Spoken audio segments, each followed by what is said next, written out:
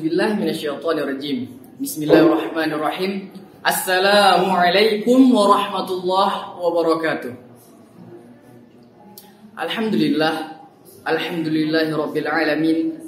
Wassalatu wassalamu ala asrafil anbiya'i wal mursalin wa ala alihi wa sahbihi rasulillahi ajma'in. Amma ba'd.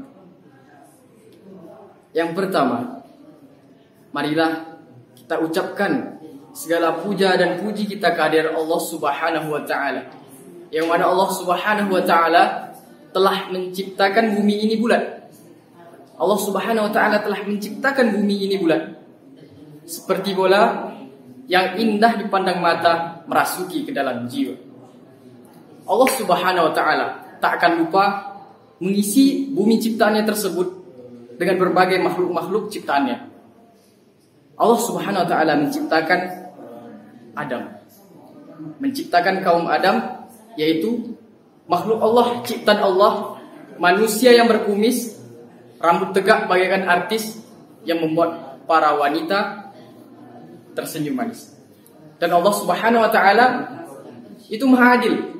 Sebagaimana di dalam Al-Asmaul Husna, Allah Subhanahu wa taala mempunyai nama yaitu Al-Adil. Allah Subhanahu wa taala Maha Adil. Allah menciptakan kaum Hawa. Allah menciptakan kaum Hawa, manusia yang tak berkumis, rambut panjang bagaikan keris, bulu mata tipis-tipis, yang membuat para lelaki meringis-ringis. Masya Allah. Apa kata Allah? La in syakartum la azidannakum wa la in kafartum inni adzabi lasyadid. Inna adzabi lasyadid. Apa kata Allah? Apabila engkau bersyukur atas nikmatku, maka akan aku tambah lagi. Ya. Kata Allah, kalau misalnya kita bersyukur atas nikmat Allah yang telah kita berikan nih, Allah telah memberikan nikmat yang banyak, yang begitu banyaknya sampai nggak bisa kita hitung. Maka Allah Subhanahu wa taala akan tambah terus, akan terus Allah tambah. Dan barang siapa yang ingkar atas nikmat Allah, maka ketahuilah azab Allah sangatlah pedih. Yang kedua ialah salawat dan salam, tak lupa dan tak akan bosan, akan terus kita hadiahkan kepada Nabi besar kita Muhammad sallallahu alaihi wasallam dengan mengucapkan Allahumma shalli ala sayyidina Muhammad wa ala ali sayyidina Muhammad. Yang mana pada saat Rasulullah sallallahu alaihi wasallam hijrah ke Taif, pada saat itu Rasulullah hijrah ke Taif. Rasulullah ingin mengembangkan agama Allah Subhanahu wa taala, ingin berdakwah. Ketika sampai Rasulullah di sana, bukannya disambut dengan kebaikan, bukan disambut dengan ramah, malah Rasulullah SAW disambut dengan caci maki, dilontarkan dengan batu, hingga Rasulullah SAW sakit parah ya, sehingga Rasulullah sakit. Dan datanglah Jibril dan bertanya kepada Rasulullah, wahai Rasulullah, izinkan aku membalikkan gunung itu, izinkan aku untuk membalikkan gunung itu agar membinasakan mereka. Dan Rasul pun menjawab, jangan Jibril, tahan dulu. Karena di Taif ini, di Ethiopia ini akan lahir ulama-ulama yang insya Allah kedepannya akan mengembangkan agama Allah Subhanahu wa taala. Masya Allah, pengorbanan Rasulullah SAW sangatlah besar, sangatlah berjasa. Ma'asyiral muslimin, kaum muslimin rahimakumullah. Pada kesempatan yang mulia ini, saya akan membawakan judul ceramah, yaitu faedah mengucapkan hal-hal yang baik dan memuliakan yang tamu. Pada zaman dahulu, pada zaman Rasulullah SAW, tersebutlah sahabat Rasulullah, yaitu Abu Talha Al-Ansari. Tersebutlah sahabat Rasulullah. Yang mana Abu Talha Al-Ansari ini adalah salah satu dari sekian ribunya sahabat Rasulullah. Dan ia termasuk salah satu veteran perang Badar. Dan sebelum Rasulullah hijrah, ia mengikuti baiat Aqabah yang kedua. Dan sang Abu Talha ini mendapatkan sanjungan dari Rasulullah SAW. Ia menyanjung seperti ini, suara Abu Talha lebih baik daripada 1000 pasukan perang yang ada di medan perang. Karena semangat jihadnya kepada agama Allah Subhanahu wa taala sangatlah besar. Nama asli dari Abu Talha ini ialah Zaid bin Sahal. Nama aslinya ialah Zaid bin Sahal. Beliau lahir pada tahun 585 di Madinah dan wafat pada tahun 685 juga di Madinah. Dan beliau dari kebangsaan Khazraj dan dari kabilah Bani Najjar, dan istri beliau ialah Ummu Sulaim. Jadi begini, ada cerita. Pada saat itu ada seorang musafir laki-laki ini datang ke Masjid Nabawi. Pada saat itu ia langsung mengerjakan sholat, setelah sholat takbir, dan setelah melakukan gerakan-gerakan sholat dan salam, zikir dan berdoa kepada Allah Subhanahu Wa Taala, dan beliau mengurungkan niat, aku ingin pergi ke rumah Rasulullah. Beliau pun langsung pergi ke rumah Rasulullah. Sesampainya di rumah Rasulullah, detik itu juga ia menanyakan kepada Rasulullah, wahai Rasulullah, adakah persediaan makanan engkau ya Rasulullah? Rasul pun langsung ke dapur menanyakan kepada sang istri, oh istriku, ada lagi nggak persediaan makanan kita? Soalnya ada tamu nih gitu. Sang istri langsung jawab, wahai Rasulullah, persediaan makanan kita pada hari ini sudah tidak ada. Rasul pun langsung pergi ke rumah istri yang lain, menanyakan hal yang sama dan mendapatkan jawaban yang sama. Pergi ke rumah istri yang lain, mendapat pertanyaan yang sama dan dijawab oleh istrinya itu seperti jawaban yang sebelum-sebelumnya, sampai ke rumah istri-istrinya yang lain.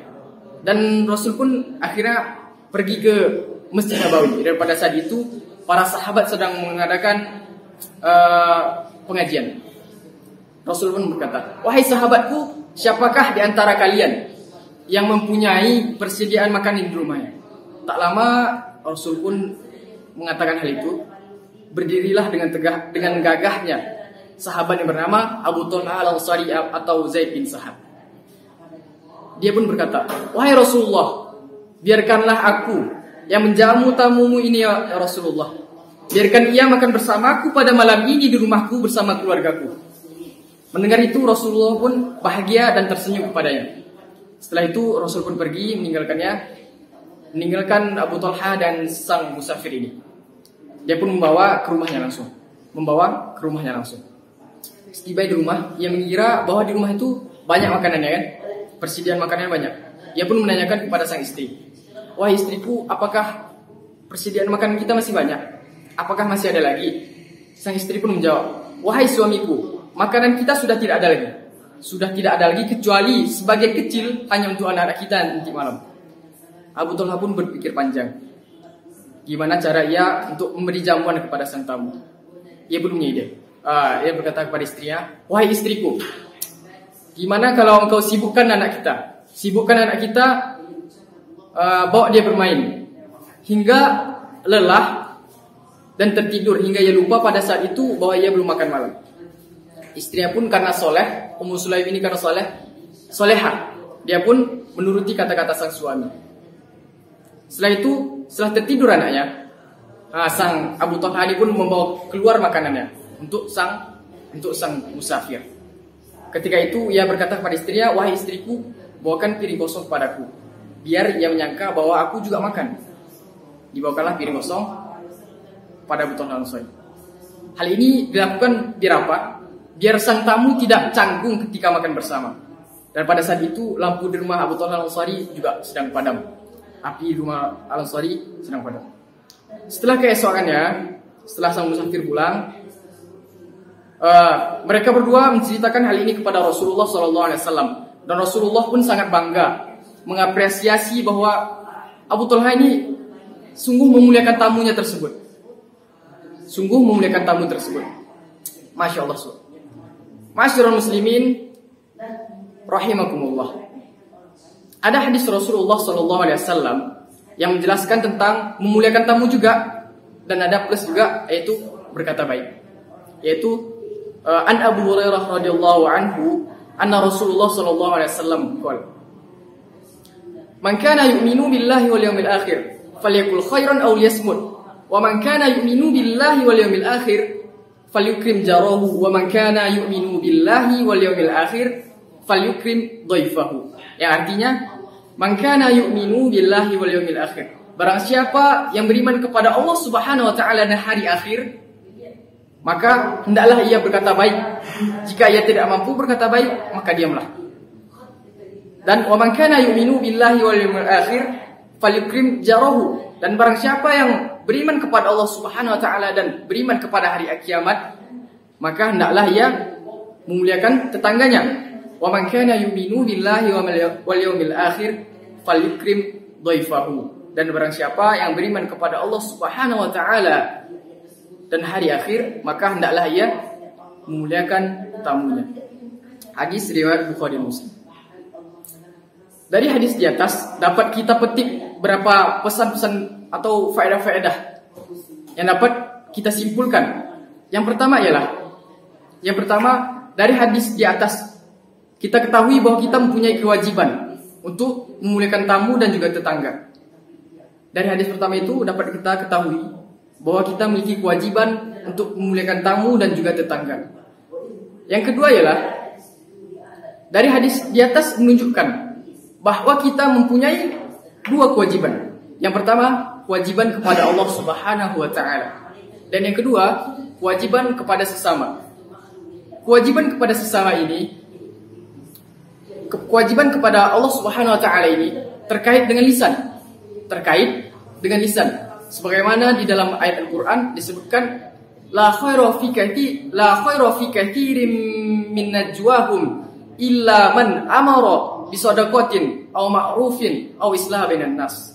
Yang artinya tidak ada suatu bisikan rahasia yang lebih baik kecuali bisikan rahasia yang mengajak untuk kepada kebaikan, untuk mengajak kepada sedekah, berbuat sedekah dan mengadakan perdamaian di antara manusia. Ma'asyiral muslimin rahimakumullah.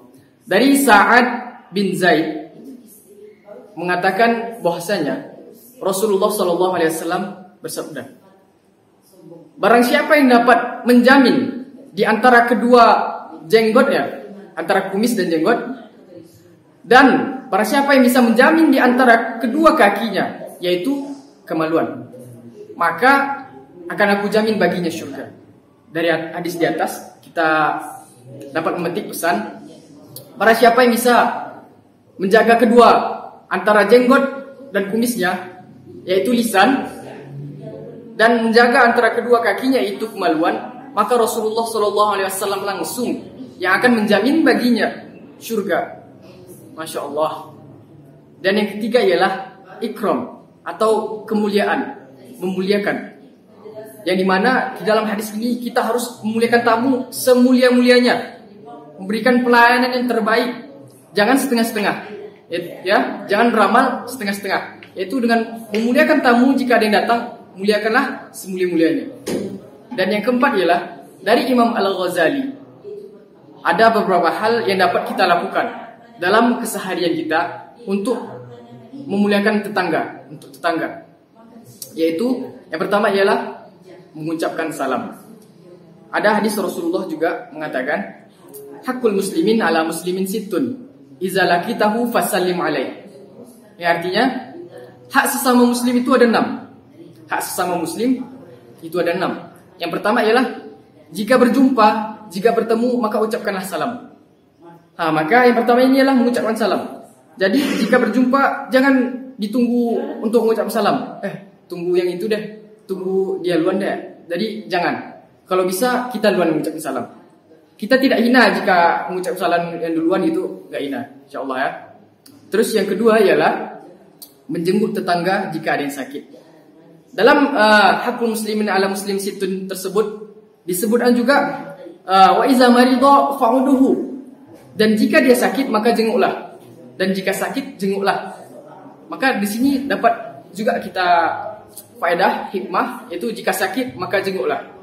Dan yang ketiga ialah dan jika mendapatkan musibah maka hampirilah rumahnya. Dan yang keempat ialah dan jika salah maka minta maaflah. Jika kita ada salah maka minta maaflah. Nah, dari hadis ini ada satu ayat Al-Quran. Di dalam Al-Quran disebutkan wa'budullaha wa la tusyriku bihi syai'an.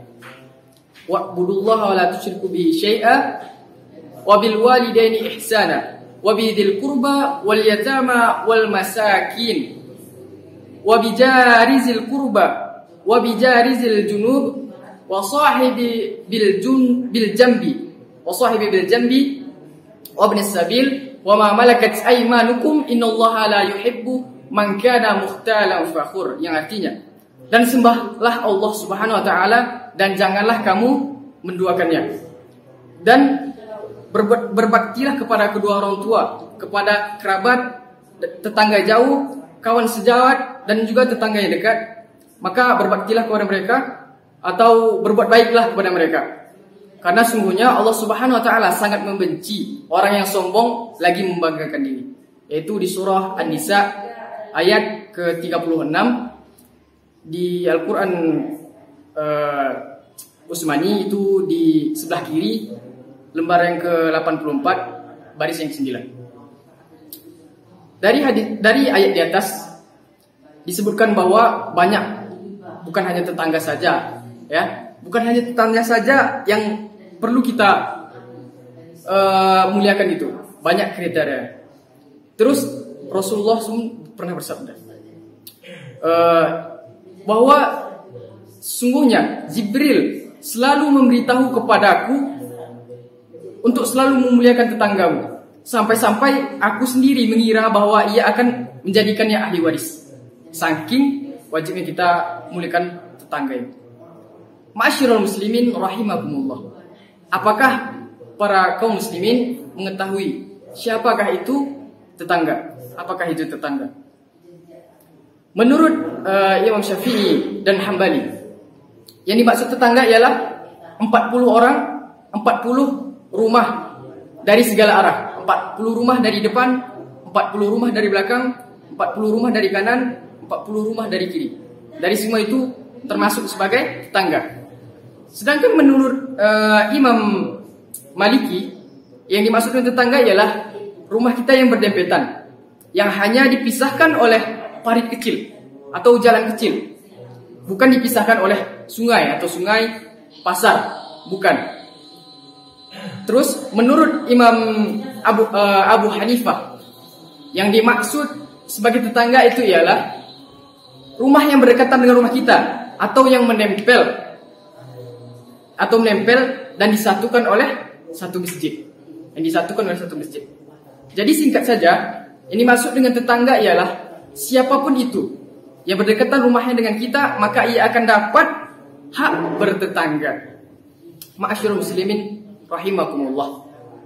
Ada sahabat Rasulullah bertanya kepada beliau, "Wahai Rasulullah, si fulanah ini selalu mengerjakan solat sunnah, solat itu, solat ini, semua dilaksanakan. Puasa pada siang hari dan tahajud pada malam harinya, dan selalu bersedekah, namun ia selalu menyakiti hati tetangganya." Maka Rasul pun menjawab, itu tidak ada hal baik di dalamnya, tidak ada pahala baginya, dan ia ialah ahli nar, ahli neraka. Sedangkan Rasul pun menjawab lagi, Rasulullah, bagaimana jika ada wanita yang hanya melaksanakan sholat fardu,